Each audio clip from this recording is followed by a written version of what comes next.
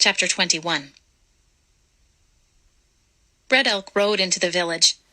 Teepees clustered near a stream and fires burned bright beside them. A vast herd of ponies was tethered beyond the teepees. Women, children, and old men shouted greetings. They came to look at the load of meat, and they came to look at us. They stared hard. A child poked Swan Necklace's foot wrappings with a curious finger. A woman touched my elk-skin skirt. The leather was white as snow, and it had taken many suns to sew on the blue quills. She rubbed the skirt between her fingers, then frowned when she saw the ragged edges. I was glad that I had cut away the fringe to stay our hunger.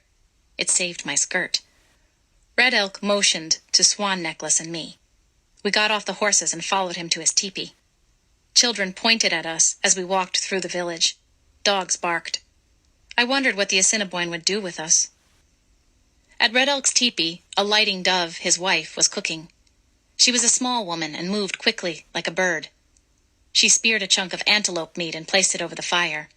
In a large pot, cow's mush bubbled. The good smell made me feel weak. Swan Necklace ate with Red Elk and Charging Hawk, his son. A lighting dove and I brought them food. Charging Hawk was a young warrior. He had more snows than Swan Necklace, but he did not have a wife. He was short and thick through the chest. Pieces of shell from the land of the great waters gleamed green and blue and silver in his braids. He wore fringed leggings and a buckskin shirt trimmed with elk's teeth. On each arm were many copper bracelets. Red Elk told Swan Necklace that we were a long day's walk from the old lady's country. If we started before the first sun, we would be there in darkness. Swan Necklace nodded. He used signs to tell Red Elk about the surrender, and Red Elk said he had seen our people begin a long march toward the rising sun. After the men had eaten, a lighting dove and I made our meal. My hunger was so great that I ate with unseemly haste. I saw her watching me and ducked my head with shame. Then I chewed slowly until my hunger was gone. A lighting dove looked at my worn moccasins and pulled a new pair from a pack. I thanked her with signs, and she patted me on the shoulder. She seemed kind. Charging Hawk gave Swan Necklace a pair of moccasins and an old shirt and leggings. When Swan Necklace put them on, the sleeves barely covered his elbows and the leggings ended just below his knees. Red Elk and his son laughed at the sight. I was beginning to forget my fear, and slept well that night in the tent of Red Elk. The morning sky was streaked with red. We started off before the sun. A lighting dove gave us a packet of food, and Red Elk gave us 10 bullets for our rifles. We had walked only a short way from the village when I heard a footstep behind us. That was all. There was one more step. Then a knife flashed, and Swan Necklace lay on the ground with a deep gash in his neck. I turned quickly and saw Charging Hawk wiping the blood from his knife. My rifle was not loaded. Before I could pull the knife from my belt, I felt a noose slip around my neck. It drew tight, and the world went black. I opened my eyes.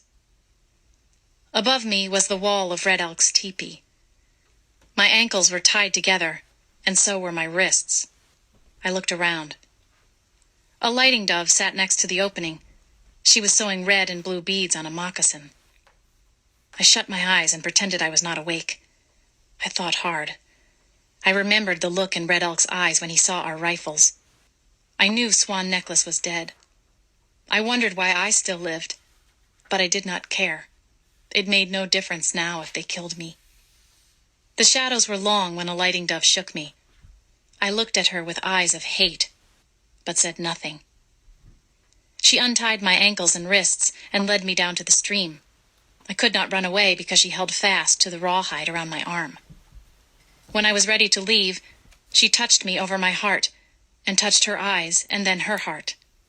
She signed that she felt my grief. Her fingers were gentle, and so were her eyes. Tears spilled out of my eyes and ran down my cheeks. I could not speak. A lighting dove led me to the place where Swan Necklace lay dead. She signed that I might bury him. I wrapped my love in our wedding blanket. On his chest, I placed his war whistle, which had protected him in battle but did not save him from death. I laid him in a shallow grave and chanted a song of mourning.